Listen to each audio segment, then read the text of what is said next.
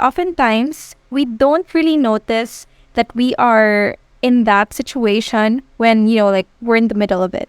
We don't know that we're kind of rushing into the next big thing when we are so engrossed with our own success.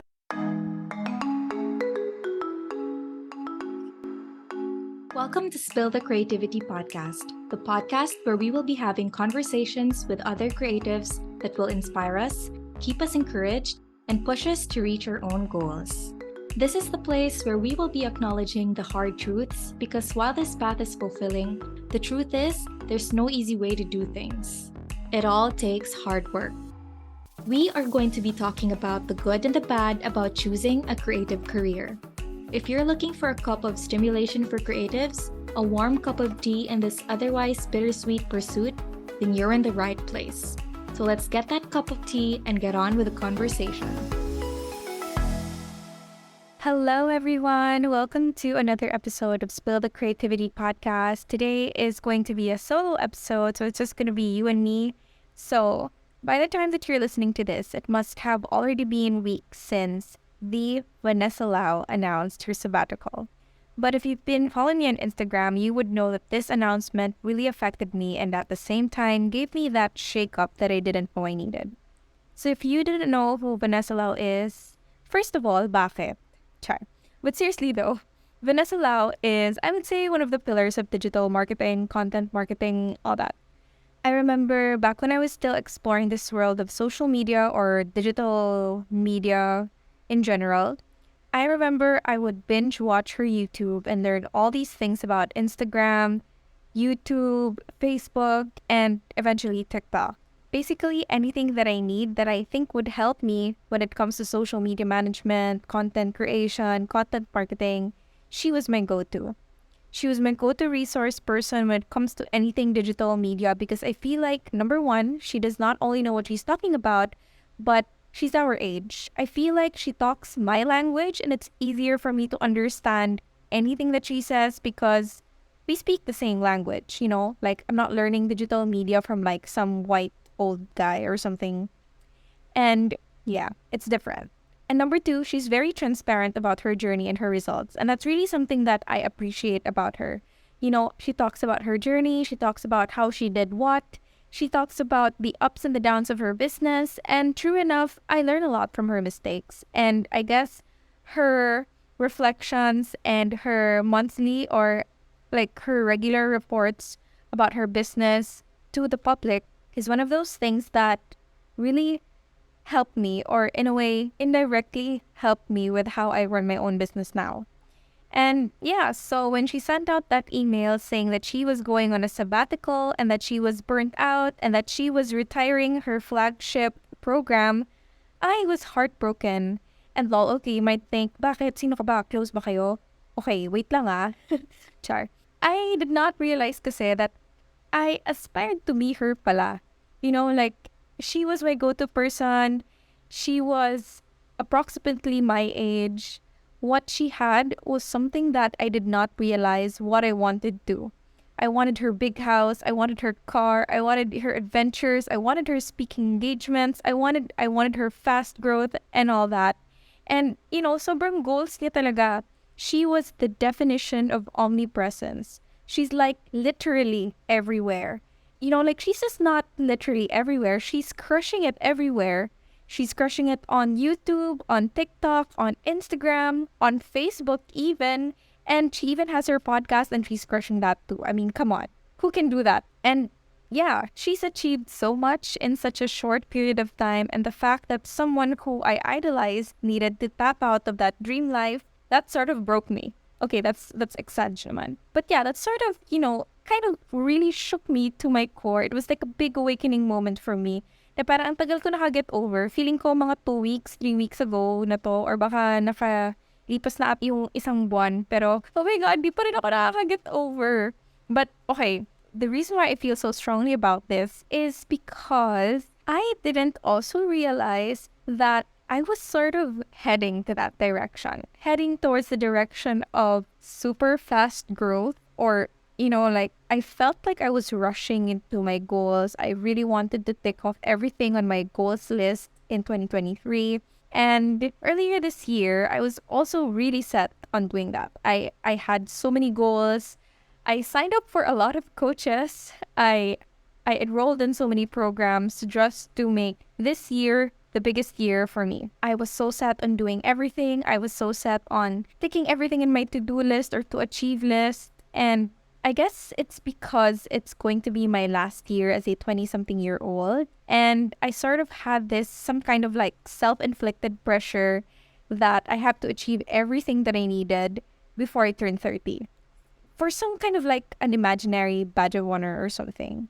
Like something to brag about that, hey, you know what? I achieved this before I turned 30 or something. And I guess I set my own achieve under the age of 30 standard from, of course, the popular Forbes 30 under 30. And I know I'll never be, okay, never say never, but parang sobrang far-fetched naman for me to be featured in like Forbes 30 under 30. But like, for some reason, parang yun yung naging goal ko. Like, come on.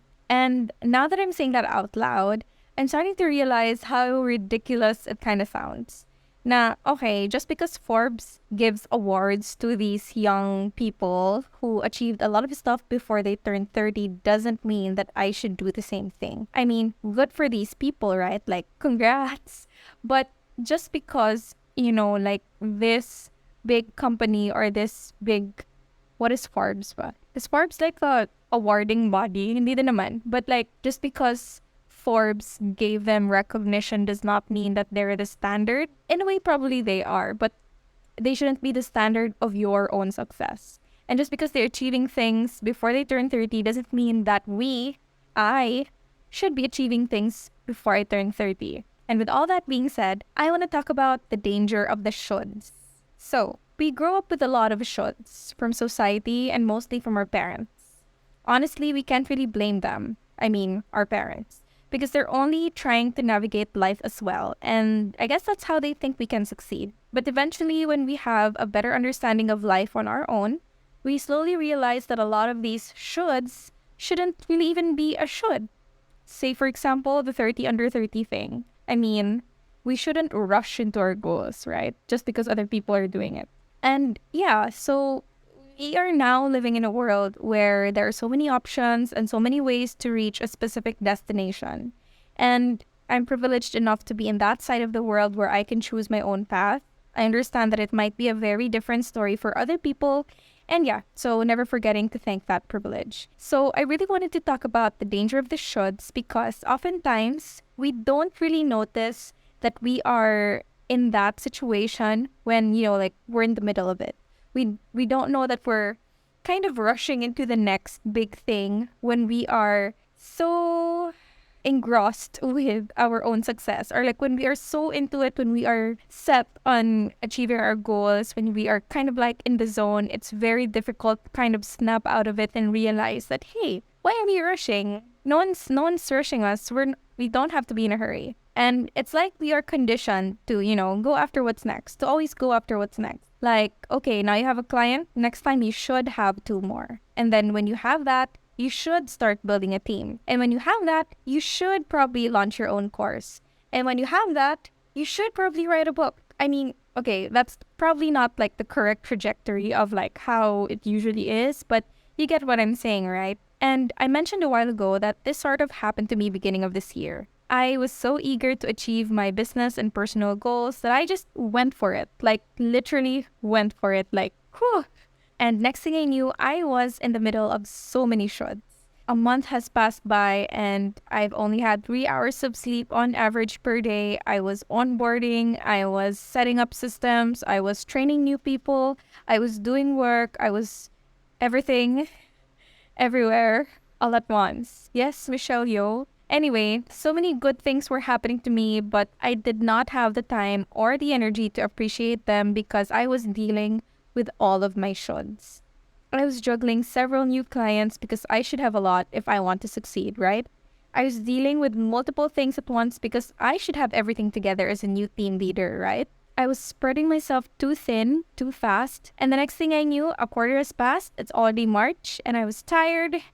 I barely recognized myself. I barely put on makeup. I barely try to kind of look more presentable, I was just clocking in and out daily, doing the daily grind. And it made me think, girl, didn't you leave corporate for that?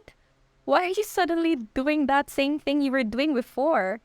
And yeah, so that's basically the reason why I wanted to hold space for this specific topic, because we see this a lot on social media where, like the next big thing is always being romanticized. And we can't really blame the people, of course, because again, social media is like a preview of the highlight reel of a person. So, of course, they're showing all the goals that they are achieving. And we all know that, right? That's kind of common knowledge now, but it's so hard to kind of not aspire for the same things. When you see them on your feed, like sometimes I also take a step back and say that, you know what, that's not even your goal in the first place. There's no point in trying to reach that. I'm not saying that we shouldn't have all these aspirations and goals. In fact, it's good that we have all these aspirations and goals because, we're always trying to improve ourselves. But I think we should also take a step back every now and then and just live in the moment, live in the life that we worked so hard for.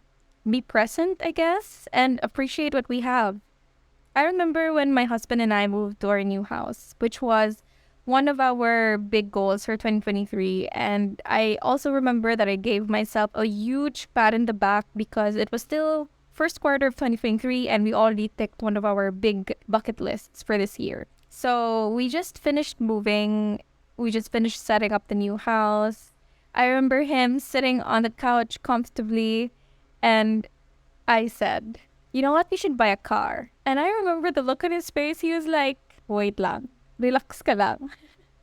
And that made me laugh so hard because I realized that I was in another should na naman. Like, just because we ticked off one thing in our bucket list doesn't mean that we should straight away get on to the next.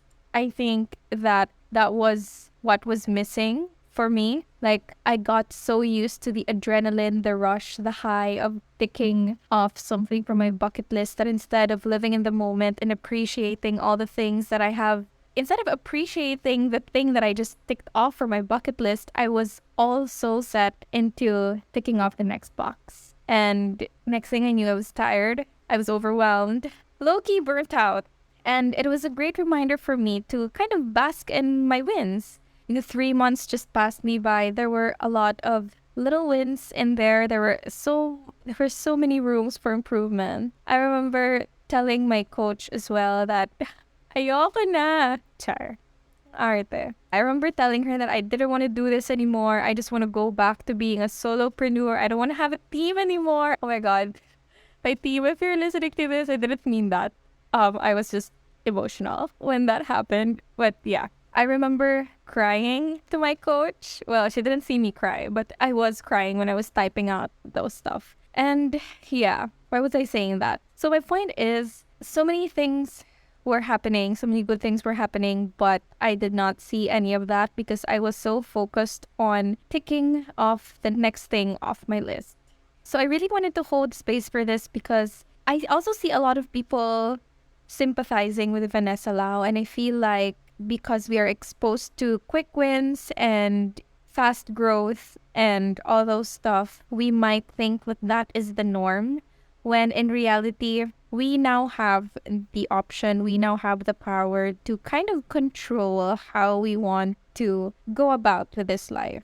Another thing that I really love about being a freelancer is that we get to choose. And because we have that opportunity to choose, we kind of have to use it wisely, I would say. I know that most of us are conditioned into how the corporate world works. So I feel like most of us are using that as a pattern of our growth. But I guess that's also one of the things that we have to remind ourselves, that we are in control now and we don't have to follow that pattern. We now have, again, the power to follow our own path, create our own path. And as long as it feels right, as long as you still have money coming in the bank and you're still making your clients happy, then you do you. But yeah, okay, I might get carried away and start crying.